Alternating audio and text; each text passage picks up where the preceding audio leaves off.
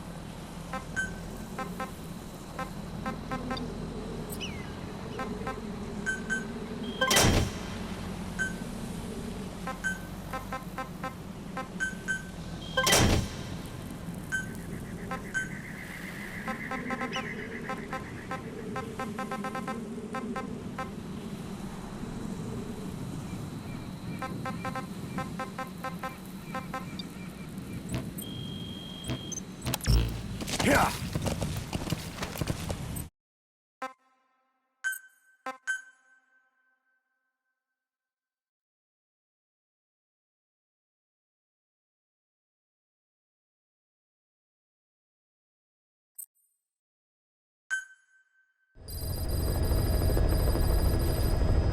By connecting your iDroid to the onboard computer, you turn the chopper into your own Aerial Command Center, or ACC. Some elements of staff assignment and R&D of weapons and items can only be performed from there. Take as long as you need to consider all your options.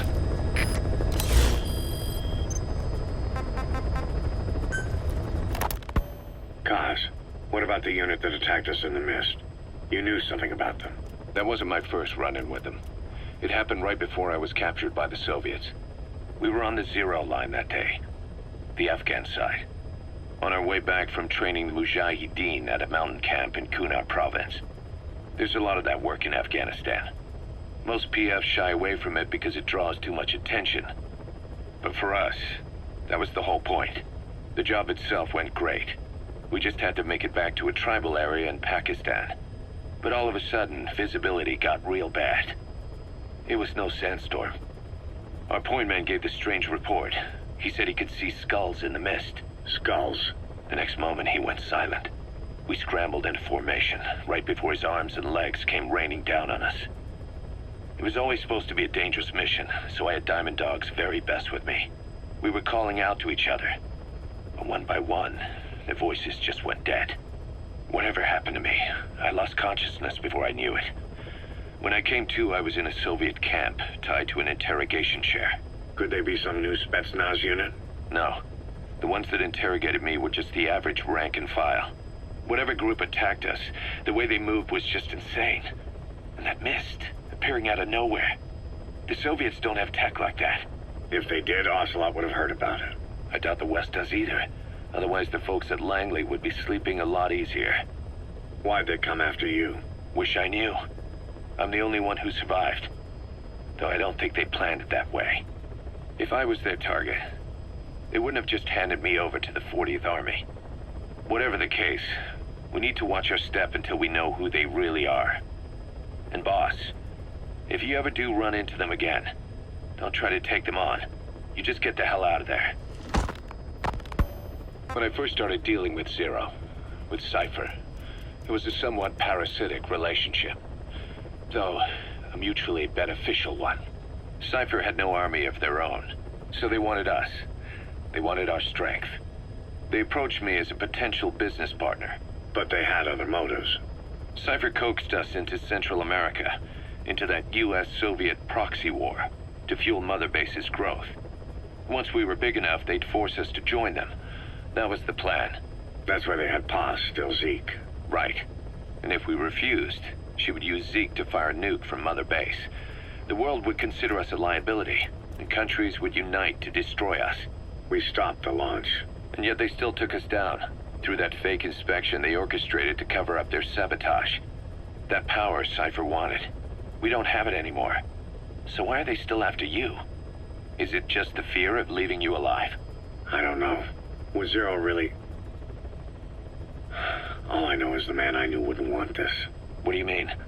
We have to consider that it might not be Zero we're dealing with. We know virtually nothing about Cypher anymore. How big they've gotten, what they want, or even who they really are. The new Mother Base started out as a test drilling rig operated by a mineral resources supplier, but their project fell through. The Seychelles government was happy to hand the place over to us. It was just scrap on stilts.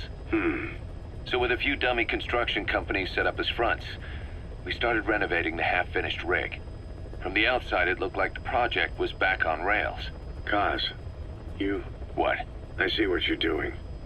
Recreating the Mother Base we had 9 years ago. Only this time. That's right. The Mother Base Cypher thought they destroyed will return from the grave to kill them. We'll prove to the world that we were the victors. And if we lose again? They can't fool us the same way twice. Now our enemies are in plain sight. And when our organization gets too big, we split it across companies. Any company that draws attention gets liquidated, and its capital is back-channeled into a new company. Most PFs are small-time operations anyway. And in this business, the minnows go bankrupt all the time. We've never aroused suspicion. Plus, we have Hewick. Hewick? Human Exploitation Company. It's a business specializing in intel gathering. Think of it as a civilian intelligence agency. Kaz, that's... Remember what they were trying to accomplish at the prison facility in Cuba? That gave me the idea. We dispatch moles into conflict zones around the world, and each sets up an intel network on site. Then they stay in place to give us stable points of contact when other nations intervene in the conflicts. Hewick's strength is that it has a cutout at each level. You get your job from one guy, then you hand it off to another. No one has direct access. It's a perfect black box. Hewick members also work their way into the superpowers intelligence agencies to make sure Diamond Dogs gets work. We have those countries by the balls. That's our deterrent when we need it. Networking? In the intelligence community? Sure, that's how we've grown this far. And when you go out on missions, intel from Hewick will be there to back you up. But despite all that, Cypher has its eyes on us. The only reason I'm not dead is that they needed to know where you were. Figured if you woke up, I'd go straight to you. That's why you made that ruckus at the Zero line. Yeah, to make their own surveillance work against them. I think it took some of the heat off Cyprus. Kaz. Then I just had to wait for you to save me. And I've gotten used to waiting. Kaz. That's not all. It was a good chance to scout the market. And with the West wanting the Soviets out of Afghanistan, their agencies are bursting at the seams with funding. Boss, let's start by building up our Afghan presence. Why put Mother Base in the Seychelles? We're at the center of the world here. We're all the way out in the Indian Ocean. Come on. Lebanon, Sri Lanka, East Timor, and Africa. From here, our reach extends to conflict zones the world over, including Afghanistan, of course. So it's prime real estate for a mercenary. Exactly. Latin America isn't as close as I'd like, but we have Amanda and her people to help in that department. And besides, the Seychelles government owes us a favor. Owes us? The Seychelles has strong ties to the east, which the West wanted to shake up. It came to a head 3 years ago, in an attempted coup. It was a force of South African mercenaries, with U.S. backing behind the scenes. They were only platoon size, but South Africa is home to some heavy PFs, too much for the Seychelles to handle. In the end, they accepted help from the Tanzanian army, and quelled the coup. We set up the deal and handled on-site tactical instruction. That led to some training work for the Seychelles military. And when we put down a mutiny within their forces, well, we made a lot of people happy. They don't pay us, They just let us have a piece of their offshore territory on the promise we'll come running if something else happens. So we're bodyguards, too. It's a good setup. We can only take Mother Base so far here. We'll have to find somewhere else when this place starts getting big. Aren't you being a little hasty? Nothing hasty about it. You're back with us now. So, Kaz, the ship that took us from Cyprus, it used to be a whaler. Yeah, a Japanese vessel. How was the voyage? It was... stimulating. Well, she was part of a whaling fleet up until a few years ago. Her displacement isn't anything to write home about, but she can really move. She still had plenty of life left in her, but then the work dried up. Global opposition to whaling has been mounting for years. Is that right? The push to ban it has been gaining traction for a little over a decade. Individual species came under protection as the years went on. And then 2 years ago, the IWC adopted a moratorium on commercial whaling. Several countries, including Japan, fought it to the bitter end. But eventually, most whaling companies had no choice but to throw in the towel. You ever tried whale snake? Can't say that I have. When I was a kid in Japan, practically everybody ate it. That good, huh? The country was poor in those days, and whale was cheap. International opinions changed since then. In any case, that's why we were able to get a bargain price on the ship.